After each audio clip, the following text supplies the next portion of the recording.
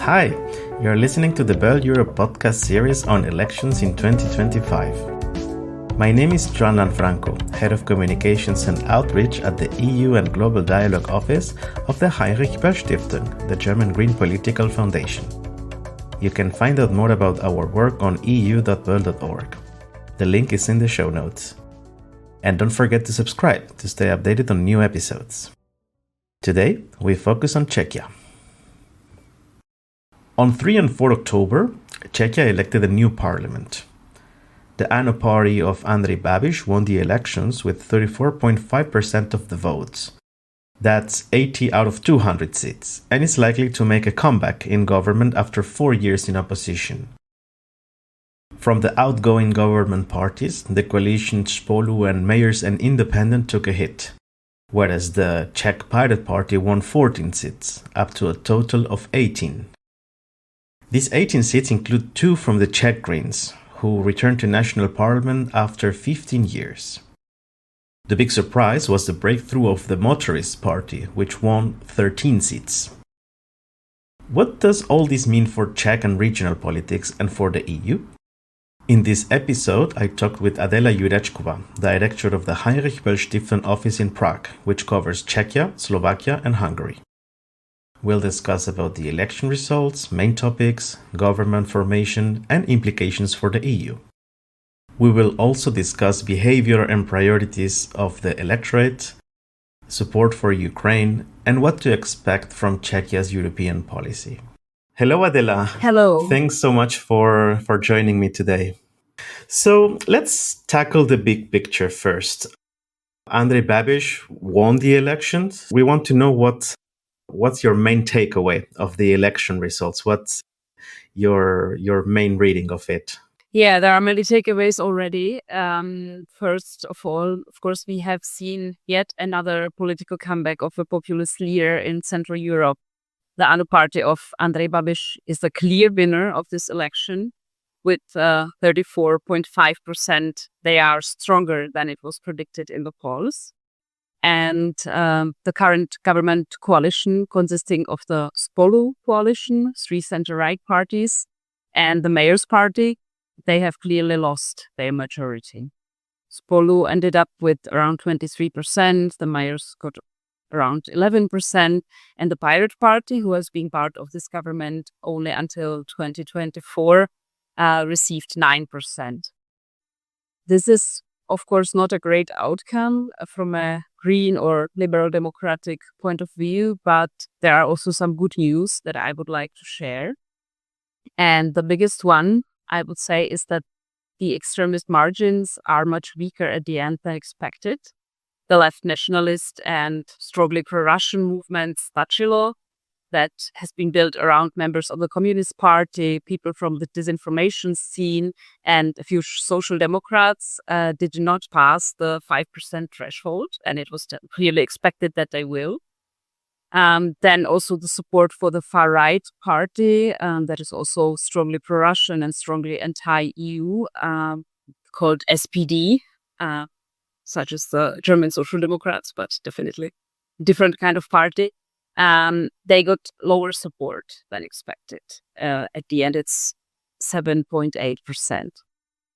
And another, from my point of view, less pleasant surprise of this election is that the Motorist Party, could be translated with car drivers party, has been more successful than expected.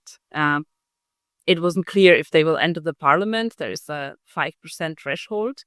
And many thought that they will miss the opportunity to enter the Czech parliament. But at the end, they entered with 6.8%, so kind of comfortably.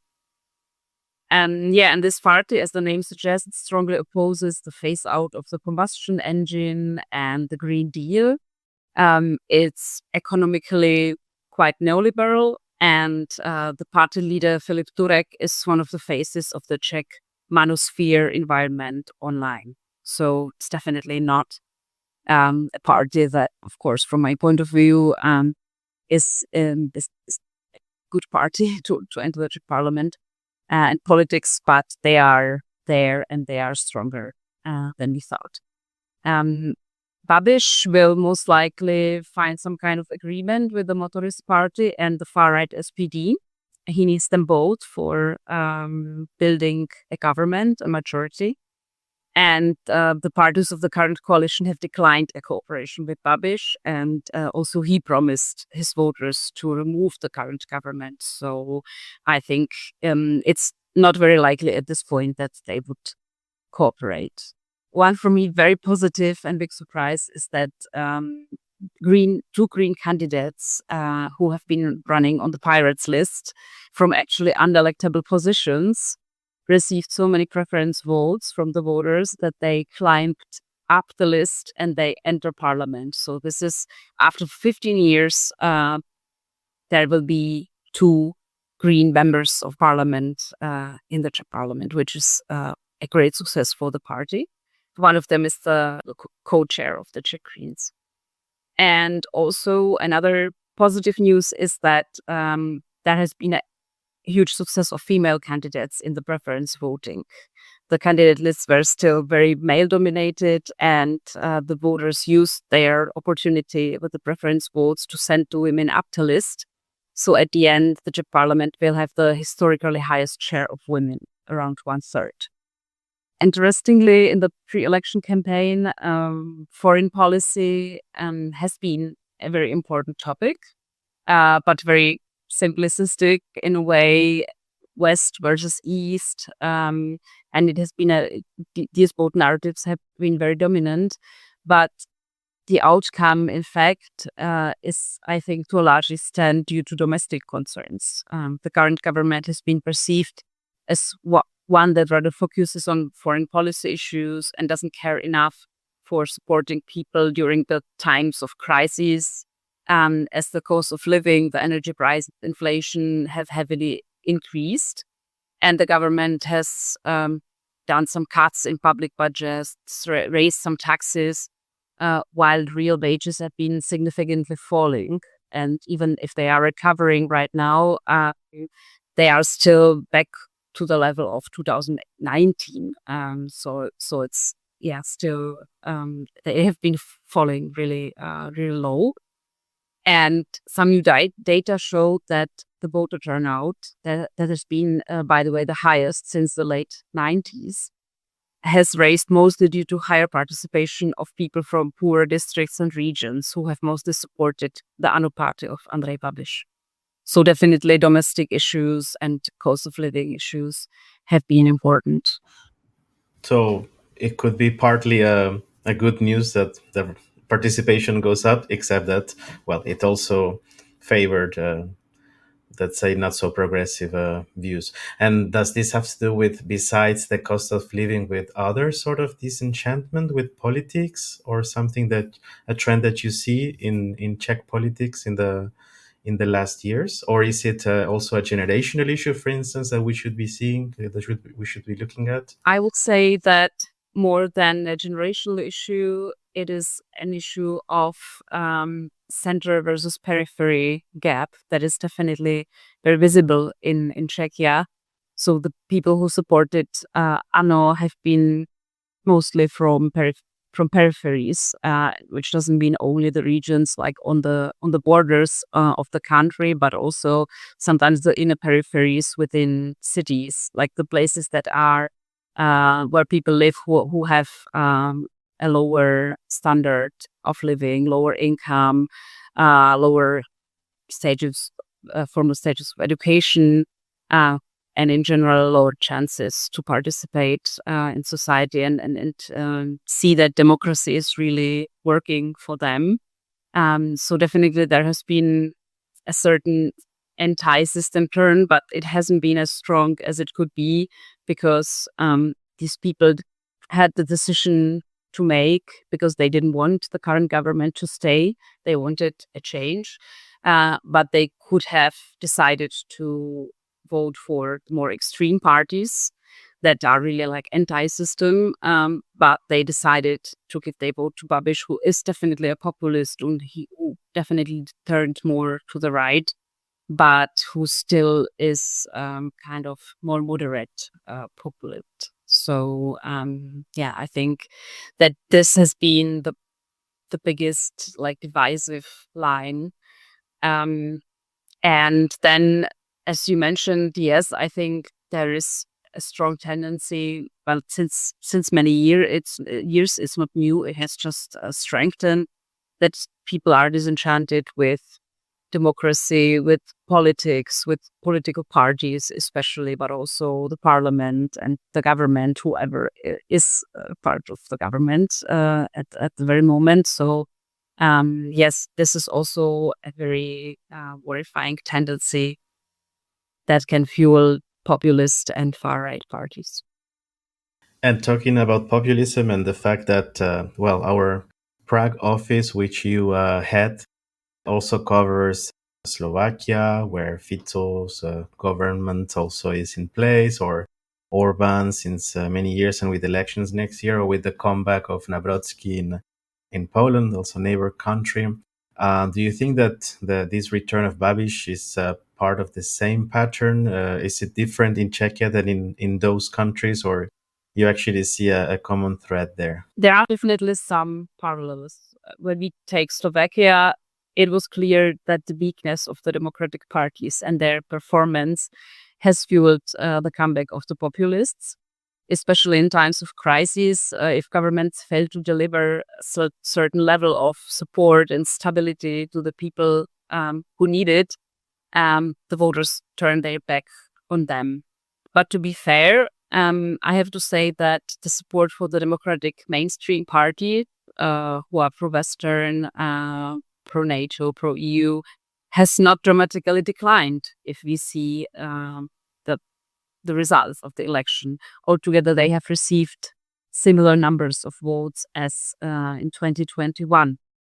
But the difference has been made by the ability of Babiš to win over some voters from the anti-system camp, and also by, as I mentioned, the higher turnout of voters from marginalized peripheries. And I think the difference is really that, the populist is back because people really wanted a change. But the difference is that they still chose the option that is less extreme, and that is Andrej Babiš compared to the far-right SPD, who really got a weaker results than expected, and also the fact that the nationalist left, but also partly far-right party, Stachio, has not entered parliament. So you mentioned that support for, so to say, foreign policy big issues, and one of the biggest issues is, of course, Ukraine. What do you expect of the return of a Babiš-led government when it comes to support to Ukraine, especially on military aid and by extension transatlantic relations? Yeah, this comparison between Orban and Babiš, I think, is a bit too simplistic, even though they really have things in common. Babiš is clearly a populist who has moved further to the right in the last years. And he didn't do so because he would hold some ultra-conservative or far-right views himself, but simply he noticed that this rhetoric and this way of doing politics is currently gaining momentum. And this change in his positioning has clearly manifested in the transition of the ANO party from the Renew fraction to the Patriots for Europe in the European Parliament, where he now sits alongside with Orban, Kikel, or Le Pen. On the other hand, I think it's not completely correct and especially not very helpful to paint Babiš as the new Orban in the making, because first of all, Babiš is acting much less ideologically. He is very pragmatic, and he definitely does not care about turning Czechia into a ultra-conservative country. I think his style could be described as managerial populism. He wants to be seen as a good manager, a skilled deal maker, and someone who is influential and who is respected. So I would say if we want to use these kind of comparisons, he could rather be seen as a Czech Trump minus the MAGA movement than a Czech Orbán. And in his first government, Babiš has really enjoyed bragging with having the phone numbers of Macron and of other EU leaders in his phone and being in good terms with them.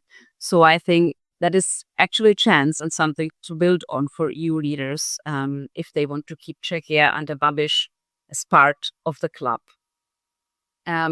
But you also raised the question of Ukraine and the support, especially military support for Ukraine.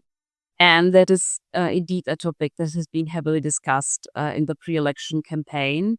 And Babiš and also his likely coalition partners or supporters, all of them have promised to reduce or even stop Czechia's support for Ukraine. Babiš himself said that the NATO 5% of GDP target for military spendings is too high, and that the money was more needed for domestic policies and social policies. He also suggested to end the Czech ammunition initiative that supports Ukraine. So this is something to be afraid of. On the other hand, directly after the election, his rhetoric has already changed. So now Babiš talks about the need to reform this ammunition initiative, to make it more transparent so that certain arm manufacturers don't take too much profit from it. So it's quite a different argument that he's been using before the election. And yeah, as we know so far, Babiš is known for being able to change his positions very quickly and quite fundamentally. So I think we need more time, and especially we have to wait how his government will look like, who his coalition partners will be or his supporters. I will retain that equation that you mentioned. So it's Trump minus the MAGA movement. So that would help us understand Babiš. And thanks for that insight. So looking ahead, what do you think our EU audience, particularly in Brussels, in the institutions that have to deal with the new government, have to retain? What style of politics we will see? Also, when it comes to European cooperation, at key topics coming up next, such as the new EU budget, the multi-annual financial framework. Can you give us 2 or 3 things to expect from this government on EU policy? Yes. All the 3 parties that are now talking about forming a government, which means Andrej Babiš, but also the motorists and the far-right SPD, all these parties have clearly rejected the phase out of the combustion engine, and they have heavily criticized the Green Deal. So it is clear that they will try to push against all kind of progressive climate policies. Also, they have been raising the Pact on Migration and Asylum as something that is not acceptable. And it has been also criticized by all the 3 parties. And I think it's a largely symbolic rhetoric, of course. Like if something is called the Pact on Migration and comes from the EU, it must be rejected. And it does not have much to do with what's actually inside the pact, and that it does not contain very liberal immigration policies. But I think here we need to expect definitely some pressure. Also, the civil society is preparing for what's coming after the elections. They have been working with different scenarios. And the first danger for democracy that they have identified is that the parties speak about reforming the public service media. And this means that it would probably be the first area where independent, crucial democratic institutions could be a danger. We have also heard some harsh statements about NGOs during the pre-election campaign. And I think they could face further verbal attacks, but also some attempts to cut down their financing, especially organizations dealing with green and progressive agendas and focusing on advocacy and awareness raising. So I think this is another area where we can see some pushback. But despite all this, I think the best strategy for Berlin and Brussels towards Babiš, and at least now at the start or soon at the start of his government, is rather engagement than isolation, because Babiš does not want to draw the country closer to Russia.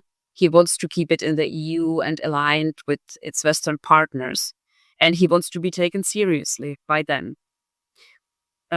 So I think giving him a chance rather than turning their backs on him could be the key to preserving Czechia's pro-EU and pro-Western orientation. But, and that's important, at the same time, EU representatives should keep their eyes and ears open for what civil society voices from Czechia have to tell them, and if necessary, show a quicker and more clear reaction than it has been in the case of Hungary for many years. And even after in Hungary, the civil society and democracy itself has been heavily attacked, like not much happened for a long time. And I think this should not happen in case of Czechia. If this really will happen, I'm not expecting it, or at least not soon. But it's definitely important to watch it closely and be prepared to react. We will definitely watch it closely. We will follow what happens next in the Czech Republic. But we thank you very much, Adéla, for joining us. I think it's been very illustrative of what's going on. And thank you very much, and hope to see you soon. Thank you. See you soon.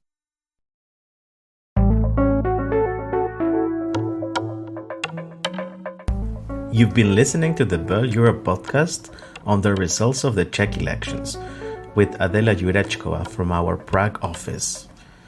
You can find more analysis and updates on the Czech election results in the show notes and on our website eu.böll.org. If you enjoyed this episode, don't forget to subscribe, leave a review, and share it with your friends and colleagues. Until next time, goodbye!